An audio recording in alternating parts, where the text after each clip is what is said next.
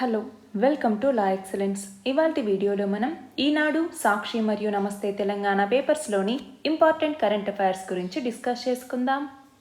ఇవాల్టి మన first article వచ్చేసి డిజిటల్ భారత్ గురించి. డిజిటల్ ఇండియా, స్కిల్ ఇండియా లాంటి పథకాలు భావి భారతానికి మూల స్తంభాలుగా ఉంటాయి అన్నట్లుగా కేంద్ర ఐటీ నైపుణ్యాభివృద్ధి సహాయ మంత్రి చెప్పటం జరిగింది. ఈ రెండు పథకాల్ని ఎంత ఉత్తమంగా సమ్మేళనం చేస్తారు అన్నటువంటి దాని మీదే మన ఉజ్వల భారత నిర్మాణం అనేది ఆధారపడి ఉంటుంది అన్నట్లుగా చెప్పారు. మన దేశ జనాభాలో 54% మంది 25 సంవత్సరాలు లోపు వాళ్ళే. 2023 నాటికి పనిచేసేటటువంటి వయోవర్గం అంటే 15 నుంచి 59 ఏళ్లలో అదనంగా 7 కోట్ల మంది ప్రవేశించబోతున్నారు. కాబట్టి వాళ్ళకి వృత్తిని, కౌశల్యాన్ని అందించటానికి త్వరపడాల్సి ఉంటుంది. గ్రామాల్లో ఏవైతే పనులు లేక పట్టణాలకి వలసలు వెళ్తూ ఉన్నటువంటి యువతకి మారుతున్నటువంటి కాలానికి తగినట్లుగా నైపుణ్యాల్ని నేర్పించాలి. బడ్జెట్లో విద్యకి కేటాయింపుల్ని భారీగా పెంచి యువతకి నాణ్యమైనటువంటి విద్యని, ఆధునిక నైపుణ్యాల్ని అందించినప్పుడే స్కిల్ ఇండియా అనేది విజయవంతమవుతుంది. అలాగే ఏదైతే నేషనల్ ఎడ్యుకేషన్ పాలసీ లేదా జాతీయ విద్యా విధానం 2020లో తీసుకొచ్చారో దీని ప్రకారం ఏం చెప్పారు, ఎడ్యుకేషన్కి మన జీడిపిలో 6% కేటాయిస్తాము అన్నట్లుగా చెప్పటం జరిగింది. ఈ 6% ఖచ్చితంగా విద్యకు కేటాయించేలాగా చూసుకోవాలి. అంతేకాకుండా నైపుణ్యపరంగా పల్లెలు, పట్టణాల మధ్య అంతరాన్ని తగ్గించటం మీద దృష్టి సారించాలి. దీనికి తోడ్పడగలిగినటువంటి డిజిటల్ ఇండియా పథకం అమలులో చాలా లొసుగులు ఉన్నాయి. అయితే ఈ డిజిటల్ ఇండియా పథకం కింద పల్లెలకి అంతర్జాల సౌకర్యాల్ని విస్తరించాలి. కానీ ఇందులో జాప్యం జరుగుతోంది.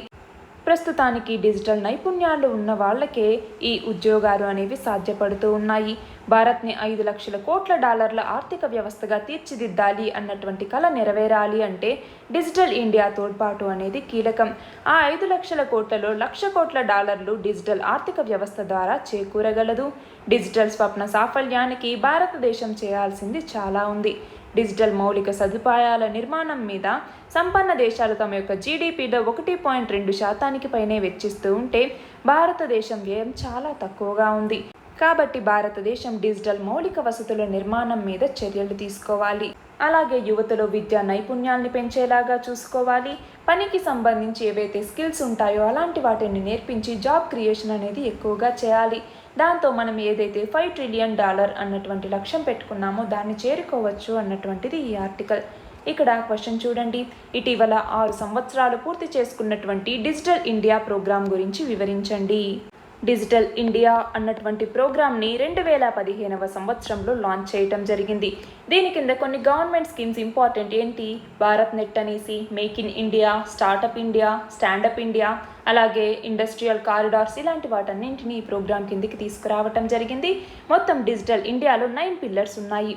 అవి ఏంటి, ఒకటి వచ్చేసి బ్రాడ్బ్యాండ్ హైవేస్ని ఏర్పాటు చేయటం, రెండవది యూనివర్సల్ మొబైల్ యాక్సెస్ని అందించటం, మూడవది పబ్లిక్ ఇంటర్నెట్ యాక్సెస్ ప్రోగ్రామ్, నాలుగవది ఈ గవర్నెన్స్కి సంబంధించి, ఐదవది ఈ క్రాంతికి సంబంధించి అంటే ఎలక్ట్రానిక్ డెలివరీ అన్నమాట సర్వీసెస్కి సంబంధించి, ఆరవది ఇన్ఫర్మేషన్ని అందరికీ అందించాలి, ఏడవది వచ్చేసరికి ఎలక్ట్రానిక్స్ అంటే ఎలక్ట్రానిక్స్ మ్యానుఫ్యాక్చరింగ్కి సంబంధించి నెట్ జీరో ఇంపోర్ట్స్ అనే వాటి గురించి ఇది ఫోకస్ చేస్తుంది. ఇక 8వది వచ్చేసరికి జాబ్స్కి సంబంధించి ఇన్ఫర్మేషన్ టెక్నాలజీని పొందుపరుచుకోవటం, అలాగే చివరిగా 9వది వచ్చేసరికి ఎర్లీ హార్వెస్ట్ ప్రోగ్రామ్స్కి సంబంధించి. ఇలా డిజిటల్ ఇండియా కింద మొత్తం 9 పిల్లర్స్ ఉన్నాయి. అంటే ఇది ఒక అంబ్రెల్లా ప్రోగ్రామ్గా తీసుకురావటం జరిగింది. అంతేకాకుండా ఇండియన్ టాలెంట్ని, ఇన్ఫర్మేషన్ టెక్నాలజీని, ఈ రెండింటిని కలిపితేనే రేపటి ఇండియా అనేది ఫామ్ అవుతుంది అన్నట్లుగా దీన్ని తీసుకొచ్చారు. అయితే దీని కింద డిజిటల్ ఇండియా కింద ఇప్పటి వరకు దీక్ష అన్నటువంటిది డిజిటల్ ఇన్ఫ్రాస్ట్రక్చర్కి సంబంధించి, అలాగే ఈనామ్ అన్నటువంటి దాన్ని 2016లో లాంచ్ చేయటం జరిగింది. అగ్రికల్చరల్ ప్రొడ్యూస్ మార్కెట్ కమిటీస్కి సంబంధించింది. అలాగే ఈ సంజీవని అన్నటువంటి పోర్టల్ని తీసుకొచ్చారు. ఈ సంజీవని అన్నటువంటిది ఏంటి, టెలిమెడిసిన్ సర్వీసెస్కి సంబంధించి. అలాగే డిజీ బునాయ్ అన్నటువంటిది దేనికి సంబంధించి, వీవర్స్కి సంబంధించినటువంటిది. డిజీ బునాయ్ అన్నటువంటిది వీవర్స్ అంటే చేనేత వాళ్ళకి సంబంధించినటువంటిది అనమాట. అలాగే PM స్వనిధి అన్నటువంటి స్కీమ్ ఏదైతే స్ట్రీట్ వెండర్స్ కోసం తీసుకురావటం జరిగిందో ఇవన్నీ కూడా ఈ డిజిటల్ ఇండియా స్కీమ్ కిందే తీసుకురావటం జరిగింది. అలాగే ఈ కేవైసీ అన్నటువంటి నామ్స్ని తీసుకురావటం, అలాగే జామ్ ట్రినిటీ అంటే ఏంటి, జన్ధన్ ఆధార్ మొబైల్ అంటాము. ఈ జామ్ ట్రినిటీ కావచ్చు, ఇవన్నీ కూడా డిజిటల్ ఇండియాకి మనం ఎగ్జాంపుల్స్గా చెప్పుకోవచ్చు. అలాగే ఈ సైన్ అనేసి కావచ్చు, ఇంకా ఏమేమి చెప్పుకోవచ్చు, డిజీ లాకర్ అంటాము. ఈ డిజీ లాకర్ ఇనిషియేటివ్ తెలుసు కదా, ఈ డిజీ లాకర్ వీటన్నింటినీ కూడా డిజిటల్ ఇండియా ప్రోగ్రాంలో భాగంగానే తీసుకొచ్చారు. మన నెక్స్ట్ ఆర్టికల్ వచ్చేసి చైనా మరియు భారత్ సరిహద్దుల్లో కొనసాగుతున్నటువంటి ఉద్రిక్తతల గురించి. భారత్ చైనా సంబంధాల్లో అపనమ్మకం అనేది పెరిగిపోయింది. ఈ తీరుతో వాస్తవాధీన రేఖ వద్ద పరిస్థితి అనేది నానాటికి దిగజారిపోతోంది. సరిహద్దు వివాదాన్ని చూపించి భవిష్యత్తులో భారత్ని లొంగదీసుకోవాలి అన్నటువంటి ప్రయత్నాల్ని చైనా ముమ్మరం చేస్తోంది. ఫలితంగా లద్దాఖ్ వద్ద కొన్ని ఘర్షణలు చోటు చేసుకుంటూ ఉన్నాయి. ఈ ఏడాది ఫిబ్రవరిలో ప్యాంగ్యాంగ్ సరస్సు వద్ద రెండు పక్షాల బలగాల ఉపసంహరణ ఒప్పందం కుదుర్చుకున్న తర్వాత వాస్తవాధీన రేఖ లేదా ఎల్ఏసి అంటాము. ఈ ఎల్ఏసి వద్ద పరిస్థితిలో పెద్దగా పురోగతి అనేది కనిపించటం లేదు. దెప్సాంగ్, దెమ్చోక్, గోగ్రా, హాట్ స్ప్రింగ్స్ ప్రాంతాల్లో ఉద్రిక్తత అనేది కొనసాగుతోంది. ఈ ఏడాది వార్షిక యుద్ధ విన్యాసాల తర్వాత టిబెట్ సరిహద్దుల్లో బలగాల మోహరింపును చైనా మరొకసారి పెంచింది. హఠాత్తుగా దాడి చేసేందుకు అవసరమైనటువంటి వనరుల్ని సరిహద్దుల వద్ద సమకూరుస్తూ ఉంది. చైనా సరిహద్దు వివాదం విషయంలో చాలా తాపీగా వ్యవహరిస్తోంది. ఈ వివాదాన్ని పక్కన పెట్టి ఇతర రంగాల్లో పరస్పర సహకారంతో లబ్ధి పొందుతూ వివాదాలకు తావులేనటువంటి పోటీని నెలకొల్పాలి అన్నట్టుగా చైనా విదేశాంగ మంత్రి సూచించారు. అంటే ఒకవైపు అపనమ్మకాన్ని పెంచి యుద్ధమంచుకు తీసుకెళ్లి ఇంకొన్ని రంగాల్లో పరస్పరం ఎలా సహకరించుకోవాలి అన్నటువంటిది మనకున్నటువంటి ఆలోచన. అయితే సరిహద్దు వివాద పరిష్కారం కేంద్రంగా రెండు దేశాలు కృషి చేసి ఈ సంబంధాల్ని ముందుకు తీసుకెళ్లాల్సినటువంటి అవసరం ఉంది అన్నట్లుగా భారతదేశ విదేశాంగ మంత్రి చెప్పటం జరిగింది. సరిహద్దుల దగ్గర పరిస్థితుల్ని గమనిస్తే భారత్ చైనా సంబంధాలు తిరోగమన దిశగా పయనిస్తున్నాయి అన్నట్లుగా రెండు దేశాల విదేశాంగ మంత్రులు కూడా అంగీకరించారు. ఇక్కడ క్వశ్చన్ చూడండి, భారత్ చైనా మధ్య సరిహద్దు వివాదాలు ఏమేమున్నాయి? ఇక్కడ వెస్టర్న్ సెక్టార్లో చూసుకుంటే అక్సై చిన్ అన్నటువంటి ప్రాంతం చైనా మాది అంటోంది, భారత్ ఏమో కాదు ఇది మాది అంటోందన్నమాట. అలాగే సెంట్రల్ సెక్టార్లో కొన్ని చోట్ల, ఈస్టర్న్ సెక్టార్కి వచ్చేసరికి అరుణాచల్ ప్రదేశ్ వద్ద మెక్మోహన్ లైన్ ఏదైతే చైనాకి మరియు భారతదేశానికి మధ్య ఉందో మెక్మోహన్ లైన్ అనేసి, అలాగే లైన్ ఆఫ్ యాక్చువల్ కంట్రోల్ అనేసి వీటి వద్ద కూడా చైనాకి భారత్కి మధ్య వివాదాలు నడుస్తున్నాయి. మన నెక్స్ట్ ఆర్టికల్ వచ్చేసి ప్రపంచ ప్రకృతి పరిరక్షణ దినోత్సవం గురించి. సమస్త జీవరాశులకు అవసరమైనటువంటి ఆహారం, నీరు, భూమి, ఇంధనం ఇలాంటి వాటన్నింటినీ ప్రకృతి అందిస్తోంది. వాతావరణంలోని మార్పులు, భూతాపం వల్ల జీవ వైవిధ్యం ఇప్పటికే దెబ్బతింటూ వస్తోంది. ప్రకృతి పరిరక్షణ కోసం అంతర్జాతీయ సమితి IUCN లెక్కన ప్రకారం మనం చూస్తే 47,677 జీవరాశుల్లో 17,000కు పైగా జాతులు అంతరించిపోయే ప్రమాదంలో ఉన్నాయి. అలాగే క్షీరదాలు, ఇంకొన్ని తీవ్ర ప్రమాదంలో ఉన్నటువంటి జాతులు కూడా ఉన్నాయి. అభివృద్ధి పేరుతో మనం చేపడుతున్నటువంటి చర్యలు వాతావరణ మార్పులకి మరియు కాలుష్యానికి దారితీస్తున్నాయి. భూతాపం కారణంగా ఏటా కార్చిచ్చులు, తుఫాన్లు, వరదలు, కరువు కాటకాలు ఇవన్నీ వస్తూ ఉన్నాయి. కాలుష్యం వల్ల ప్రపంచవ్యాప్తంగా పారిశ్రామిక వాడల్లో, నగరాల్లో ఉండేటటువంటి ప్రజల యొక్క ఊపిరితిత్తుల సామర్థ్యం దెబ్బతింటోంది. ఫలితంగా ప్రస్తుతం కోవిడ్ మహమ్మారి బారిన ఎక్కువ పడినటువంటి వాళ్ళలో వీళ్ళు కూడా ఉన్నారు. ఇలాంటి తరుణంలో 2021 అంటే ప్రస్తుత సంవత్సరం నుంచి 2030 వరకు కూడా ఈ 10 సంవత్సరాలని, ఈ డికేడ్ని పర్యావరణ వ్యవస్థ పునరుద్ధరణ దశాబ్దంగా ఐక్యరాజ్య సమితి గుర్తించింది. అయితే దీనికి సంబంధించి నేచర్ టూరిజం అన్నటువంటి పేరుతో కొన్ని సుందరీకరణ పనులు, వాణిజ్య సముదాయాలు, పిల్లల వినోద పార్కులు ఇలాంటి వాటిని చేపట్టడంతో కొన్ని ప్రాంతాలు దెబ్బతింటూ ఉన్నాయి. అలాగే మడ అడవులు అంటే సముద్ర తీర ప్రాంతాలని రక్షిస్తూ ఉన్నటువంటి మడ అడవుల్ని కొట్టేయటం, అభివృద్ధి పేరుతో అన్నమాట. ఇవన్నీ ఏవైతే చేస్తూ ఉన్నామో వాటన్నింటి వల్ల కూడా పర్యావరణం దెబ్బతింటోంది. 1992వ సంవత్సరంలో రియో డి జెనీరియోలో జరిగినటువంటి జీవ వైవిధ్య సదస్సు కావచ్చు, 2015లో ఏదైతే ప్యారిస్ సమ్మిట్ అన్నటువంటిది జరిగిందో, ప్యారిస్ క్లైమేట్ అగ్రిమెంట్ అన్నటువంటిది జరిగిందో, వీటిలో కావచ్చు, వీటన్నింటిలో కూడా ఏదైతే పెరుగుతూ ఉన్నటువంటి గ్లోబల్ వార్మింగ్ వీటిని తగ్గించాలి, మన పర్యావరణాన్ని కాపాడుకోవాలి అన్నటువంటి లక్ష్యంగా దీన్ని తీసుకొచ్చారు. మన ప్రకృతి వనరుల్ని, పర్యావరణ సమతుల్యాన్ని కాపాడాల్సినటువంటి అంతర్జాతీయ మరియు జాతీయ హరిత ట్రిబ్యునళ్లు కూడా రాజకీయ ఒత్తిళ్లకు తలగ్గకుండా ఇవి నిక్కచ్చిగా వ్యవహరించాల్సినటువంటి అవసరం ఉంది. ప్రకృతిని, జీవ వైవిధ్యాన్ని పరిరక్షించుకోకపోతే భవిష్యత్తులో మానవాళి భారీ మూల్యం చెల్లించుకోవాల్సి వస్తుంది అన్నటువంటిది ఈ ఆర్టికల్. ఇక్కడ క్వశ్చన్ చూడండి, ప్రపంచ ప్రకృతి పరిరక్షణ దినోత్సవాన్ని ఎప్పుడు జరుపుకుంటాము? ఎప్పుడు? జూలై 28వ తేదీన. మన నెక్స్ట్ ఆర్టికల్ వచ్చేసి యునెస్కో ప్రపంచ వారసత్వ సంపద జాబితాలో మరొక ప్రాచీన ప్రాంతానికి చోటు దక్కింది. దాదాపు 5000 సంవత్సరాలకు పూర్వం హరప్పా నాగరికత కాలంలో ఆధునిక నగరంగా విరాజిల్లినటువంటి గుజరాత్లోని కచ్ జిల్లాలో ఉన్నటువంటి ధోలవీరా. దీనికి గుర్తింపుని ఇస్తున్నాము అన్నట్లుగా యునెస్కో ప్రకటించింది. అలాగే తెలంగాణలోని 13వ శతాబ్దానికి చెందినటువంటి ప్రసిద్ధ రామప్ప ఆలయానికి కూడా ఇటీవల ఈ జాబితాలో చోటు దక్కింది. కచ్ జిల్లాలో ఉన్నటువంటి బచావు తాలూకాలో ఉన్న ధోలవీరా ప్రాంతాన్ని స్థానికంగా కోటడటింబా అంటే పెద్ద కోట అనేసి పిలుస్తూ ఉంటారు. ఇక్కడికి దగ్గరలో ఉన్నటువంటి గ్రామం పేరు ధోలవీరా. క్రమంగా ఈ పేరే పురాతన ప్రాంతానికి స్థిరపడింది. హరప్పా నాగరికతలో సుమారు 1400 ఏళ్లకు పైగా సుదీర్ఘకాలం నగరంగా వర్ధిల్లినటువంటి ప్రాంతం ఇది. మొత్తం 120 ఎకరాలలో చతురస్రాకారంలో దీన్ని నిర్మించారు. ఆధునిక వసతులతో కూడినటువంటి నగర జీవనం ఇక్కడ ఉండేది. హరప్పా నాగరికతలోని 5 పెద్ద ప్రాంతాల్లో ఇదే ప్రముఖమైనది.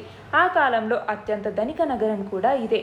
ఆవాసాల యొక్క అమరిక, పాలనా వ్యవస్థ ఒక క్రమ పద్ధతిలో ఉంటుంది.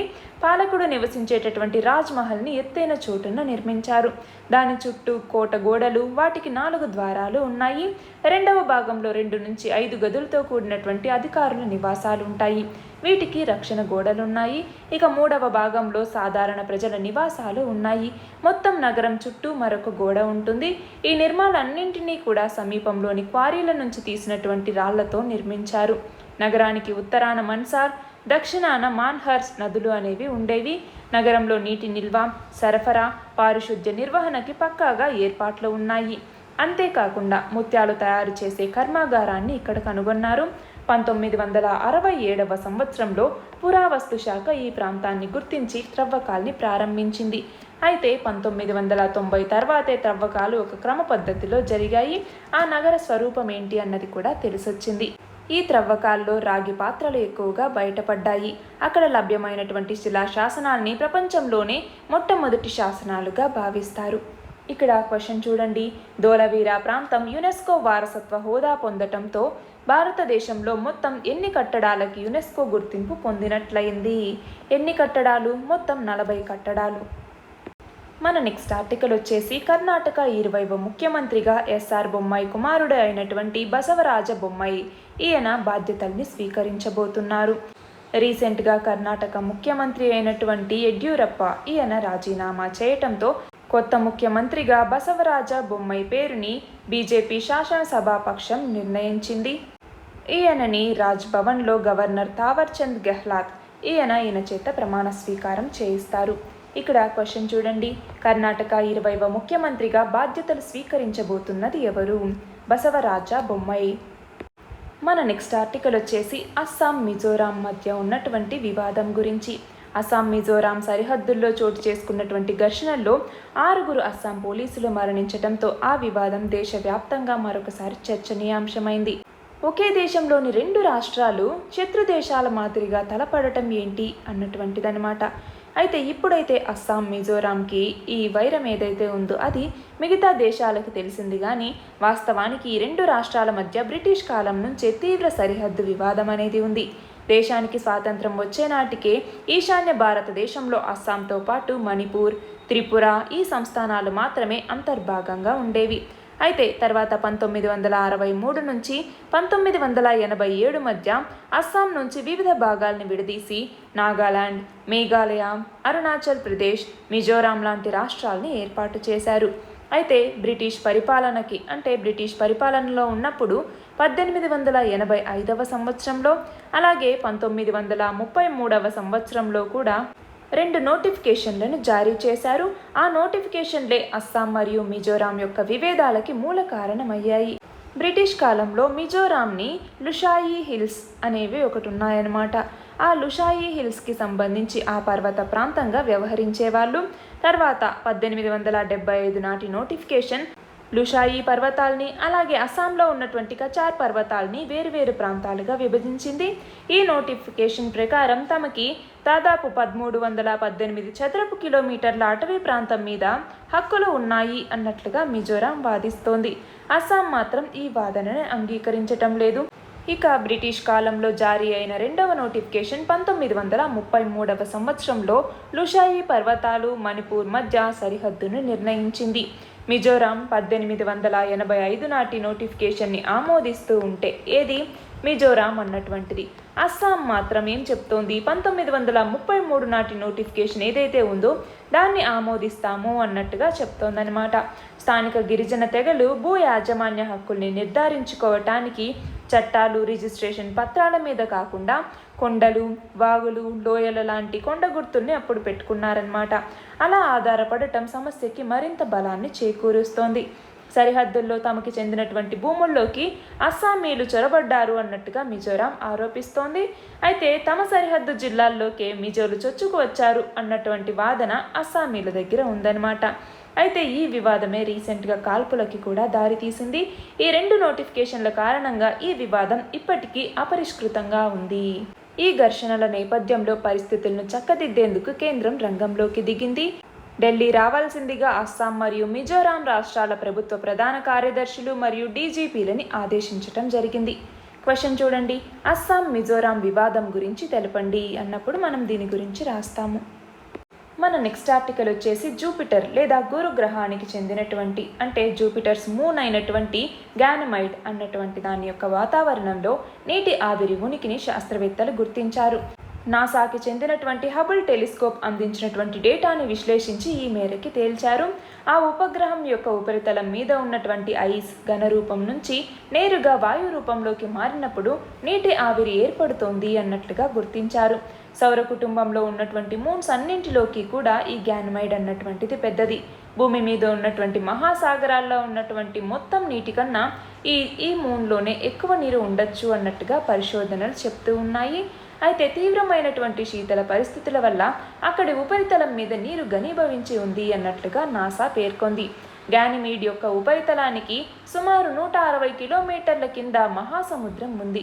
అందువల్ల అక్కడి వాతావరణంలోని నీటి ఆవిరి ఆ సాగరం నుంచి వచ్చింది కాదు అన్నట్టుగా శాస్త్రవేత్తలు చెప్తున్నారు. ఇక్కడ క్వశ్చన్ చూడండి, హబుల్ టెలిస్కోప్ని నాసా ఏ సంవత్సరంలో ప్రయోగించింది? 1990వ సంవత్సరంలో దీనిని ప్రయోగించటం జరిగింది. ఈ హబుల్ స్పేస్ టెలిస్కోప్స్ ద్వారా సైంటిస్టులు యూనివర్స్ అలాగే ప్లానెట్స్, స్టార్స్, గెలాక్సీస్ ఎలా ఫామ్ అయ్యాయి అని తెలుసుకోవటానికి ఈ టెలిస్కోప్ ఉపయోగపడుతుంది. మన నెక్స్ట్ ఆర్టికల్ వచ్చేసి కరోనా కారణంగా ఏదైతే పర్యాటక ఆతిథ్య రంగం దెబ్బతిందో దాన్ని ఆదుకోవటానికి కేంద్ర ప్రభుత్వం పన్ను మినహాయింపుని కల్పించాలి అన్నట్లుగా రవాణా, పర్యాటక, సాంస్కృతిక శాఖల స్థాయి సంఘం కేంద్ర ప్రభుత్వానికి సిఫార్సు చేసింది. ఐజీఎస్టీ ప్రకారం విదేశాలకు ఎగుమతి చేసేటటువంటి వస్తు సేవల్ని జీరో రేటెడ్ సప్లైస్ కేటగిరీలో చేర్చి ఆ రెండింటి మీద జీఎస్టీ విధించటం లేదు. వాటిని ఎగుమతి చేసి విదేశీ మారక ద్రవ్యం పొందిన వాళ్ళకి జీఎస్టీ నుంచి మినహాయింపు ఉంది కదా అన్నట్లు గుర్తు చేసింది. అలాగే దేశీయంగా సేవలు అందించేటటువంటి టూర్ ఆపరేటర్లు, హోటళ్ళకి మాత్రం అలాంటి పన్ను మినహాయింపు అనేది దక్కటం లేదు అన్నట్టుగా పేర్కొంది. దీని నేపథ్యంలో ఇలా పర్యాటక ఆతిథ్య రంగాన్ని ఆదుకోవటానికి పన్ను మినహాయింపులు కల్పించాలి అన్నట్లుగా స్థాయి సంఘం చెప్పింది. ఇక్కడ క్వశ్చన్ చూడండి, జీఎస్టీని ఏ రాజ్యాంగ సవరణ ద్వారా తీసుకొచ్చారు? ఏ రాజ్యాంగ సవరణ ద్వారా? 101వ రాజ్యాంగ సవరణ ద్వారా 101st కాన్స్టిట్యూషనల్ అమెండ్మెంట్ యాక్ట్ ద్వారా జీఎస్టీని తీసుకురావటం జరిగింది. 101st కాన్స్టిట్యూషనల్ అమెండ్మెంట్ యాక్ట్ని 2016లో తీసుకొచ్చారు. అయితే జీఎస్టీని గూడ్స్ అండ్ సర్వీసెస్ ట్యాక్స్ని మాత్రం 2017వ సంవత్సరం జూలై 1వ తేదీ నుంచి అందుబాటులోకి తీసుకొచ్చారు. అందుకే మనం జూలై 1వ తేదీని జీఎస్టీ డేగా కూడా జరుపుకుంటాము. మన నెక్స్ట్ ఆర్టికల్ వచ్చేసి భారత్ రష్యా సంయుక్త సైనిక విన్యాసాలకి సంబంధించి ఉగ్రవాద నిరోధక చర్యల్లో భాగంగా భారత్ మరియు రష్యాలు మొత్తం 13 రోజుల పాటు భారీ సైనిక విన్యాసాలని చేపడుతున్నాయి. ఆగస్టు 1 నుంచి 13 వరకు రష్యాలో వోల్గా నది తీరాన ఉన్నటువంటి వోల్గాగ్రాడ్ నగరంలో వీటిని చేపడుతూ ఉన్నారు. ద్వైపాక్షిక రక్షణ సహకారాన్ని పెంపొందించుకోవటంలో ఈ 12వ ఎడిషన్ ఇంద్రా విన్యాసాలు మైలురాయిగా నిలుస్తాయి అన్నట్లుగా చెప్తున్నారు. ఒక్కొక్క దేశం తరపున 250 మంది సైనిక సిబ్బంది ఈ విన్యాసాల్లో పాల్గొంటారు. ఇందులో పరస్పర విన్యాసం సామర్థ్యాల్ని పెంపొందించుకోవటానికి 2 దేశాల మధ్య ఈ కార్యక్రమం దోహదపడుతుంది అన్నట్లుగా భారత సైన్యం పేర్కొంది. ఇక్కడ క్వశ్చన్ చూడండి, ఇంద్రా 21 వ్యాయామం ఎక్కడ జరగబోతోంది? ఆగస్టు 1 నుంచి ఆగస్టు 13 వరకు మొత్తం 13 రోజుల పాటు 12th edition India Russia joint military exercise అయినటువంటి ఇంద్రా 21 ఇది రష్యాలో ఉన్నటువంటి వోల్గోగ్రాడ్ అన్నటువంటి నగరంలో చేపట్టనున్నారు. మన నెక్స్ట్ ఆర్టికల్ వచ్చేసి భారత ఆర్థిక వ్యవస్థ ప్రస్తుత ఆర్థిక సంవత్సరం అంటే 2021-22కి సంబంధించి వృద్ధి రేటు అంచనాని అంతర్జాతీయ ద్రవ్య నిధి సంస్థ లేదా IMF అంటాము. IMF ఇంతకు ముందు ఏదైతే 12.5% అని అంచనా వేసిందో దాని నుంచి 9.5%కి తగ్గించింది. తన యొక్క వరల్డ్ ఎకనామిక్ అవుట్లుక్లో దీని గురించి పేర్కొంది. కోవిడ్ సెకండ్ వేవ్ వల్ల ఎకనామిక్ రికవరీ అనేటటువంటిది నెమ్మదించింది. దాంతో ఈ వృద్ధి శాతాన్ని మేము తగ్గిస్తున్నాము అన్నట్లుగా చెప్పటం జరిగింది. క్వశ్చన్ చూడండి, 2021-22లో భారతదేశ ఆర్థిక వృద్ధి ఎంతగా ఉండొచ్చని IMF అంచనా వేసింది? 9.5%గా ఉండొచ్చు అని అంచనా వేసింది. ఇంతకుముందు 12.5%గా అంచనా వేసింది. దాన్ని 9.5%కి తగ్గించింది. మన నెక్స్ట్ ఆర్టికల్ వచ్చేసి ప్రధానమంత్రి ఫసల్ బీమా యోజన. దీని కింద తెలంగాణలో గత 2 ఏళ్లలో 840 కోట్ల రూపాయల క్లెయిమ్లు పెండింగ్లో ఉన్నాయి అన్నట్లుగా కేంద్ర వ్యవసాయ శాఖ మంత్రి చెప్పడం జరిగింది. గత 7 ఏళ్లలో తెలంగాణకి గ్రామీణ ఉపాధి హామీ పథకం MGNREGA కింద మొత్తం 17,458 కోట్ల రూపాయలు విడుదల చేశాము అన్నట్లుగా చెప్పటం జరిగింది. అంతేకాకుండా 3.03 కోట్ల మంది ఈ పథకం ద్వారా లబ్ధి పొందారు అన్నట్టుగా వెల్లడించారు. ఇక్కడ క్వశ్చన్ చూడండి, ప్రధానమంత్రి ఫసల్ బీమా యోజన పథకం గురించి వివరించండి. ప్రధానమంత్రి ఫసల్ బీమా యోజన ఈ పథకాన్ని 2016వ సంవత్సరం జనవరి 13వ తేదీన ప్రధాని నరేంద్ర మోదీ ఇనాగ్రేట్ చేయటం జరిగింది. అంటే 5 సంవత్సరాలు పూర్తి చేసుకుంది. ఈ స్కీమ్ కింద ఏంటి, ఏదైతే లోయెస్ట్ యూనిఫామ్ ప్రీమియంని అక్రాస్ ద కంట్రీ ఫార్మర్స్ కోసం తీసుకురావాలి అన్నటువంటి లక్ష్యంతో దీన్ని తీసుకొచ్చారు.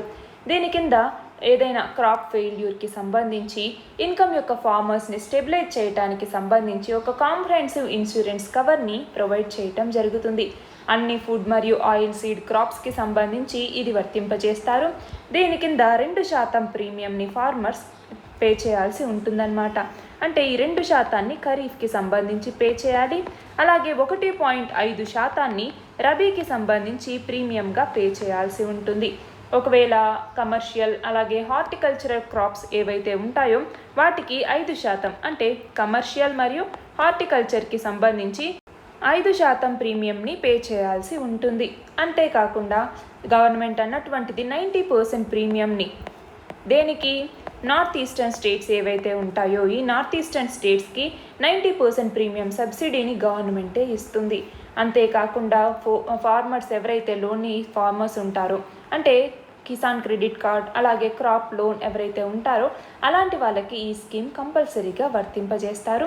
అయితే 2020కి సంబంధించి 2020 నుంచి ఈ ప్రధానమంత్రి ఫసల్ బీమా యోజన 2.0 అన్నటువంటి దాన్ని అంటే ఎక్కువ ఎఫిషియెంట్గా ఎక్కువ ఎఫెక్టివ్గా ఉండేలాగా దీన్ని ఇంప్లిమెంట్ చేస్తూ ఉన్నారు. ఇవాల్టి మన లాస్ట్ ఆర్టికల్ వచ్చేసి ఈ క్రాపింగ్కి సంబంధించి పంటల నమోదుకు సంబంధించి ఏదైతే ఏపీ ప్రభుత్వం తీసుకొచ్చిందో ఈ క్రాపింగ్ దీనికి అధిక ప్రాధాన్యం ఇవ్వాలి అన్నట్లుగా అధికార యంత్రాంగాన్ని ఏపీ ముఖ్యమంత్రి ఆదేశించటం జరిగింది. రైతులని డాక్యుమెంట్ల పేరుతో ఇబ్బంది పెట్టకుండా ఈ క్రాపింగ్ చేయాలి అన్నట్లుగా సూచించారు. రైతు భరోసా కేంద్రాల్లో ఈ క్రాపింగ్ మీద తనిఖీ చేయాలి అన్నట్లుగా సూచించటం జరిగింది. అలాగే నకిలీ విత్తనాలు, ఎరువులు, పురుగు మందుల్ని నిరోధించేందుకు తరచూ దుకాణాల మీద దాడులు నిర్వహించాలి అన్నట్లుగా కలెక్టర్లు, ఎస్పీలకి సీఎం ఆదేశించటం జరిగింది. ఏపీ రాష్ట్రంలో 62% వరకు వ్యవసాయ అనుబంధ రంగాల మీద ఆధారపడిన వాళ్ళు ఉన్నారు. రైతుల విషయంలో అన్ని రకాలుగా సహాయంగా నిలవాలి. నాణ్యమైనటువంటి విత్తనాలు, ఎరువులు, పురుగు మందులు ఇవన్నీ కూడా రైతులకి ఆర్బీకేల ద్వారా అందుబాటులో ఉంచాలి అన్నట్లుగా ఆదేశించటం జరిగింది. ఇక్కడ క్వశ్చన్ చూడండి, పంట నమోదుకి సంబంధించి ఈ క్రాపింగ్ పోర్టల్ని ఏ రాష్ట్రం తీసుకొచ్చింది? ఆంధ్రప్రదేశ్. నిన్నటి క్వశ్చన్ వచ్చేసి టోక్యో ఒలింపిక్స్లో వెయిట్ లిఫ్టింగ్లో సిల్వర్ పథకాన్ని గెలిచిన భారతదేశ క్రీడాకారిణి ఎవరు? మీరాబాయి చాను. ఇవాల్టి క్వశ్చన్ వచ్చేసి చౌరాసి కోషి పరిక్రమ మార్గ్ అన్నటువంటిది ఎక్కడ ఉంది? దీని ఆన్సర్ కమెంట్ సెక్షన్లో ఇవ్వండి. కరెక్ట్ ఆన్సర్ రేపటి వీడియోలో చూద్దాం. All the very best and thank you very much.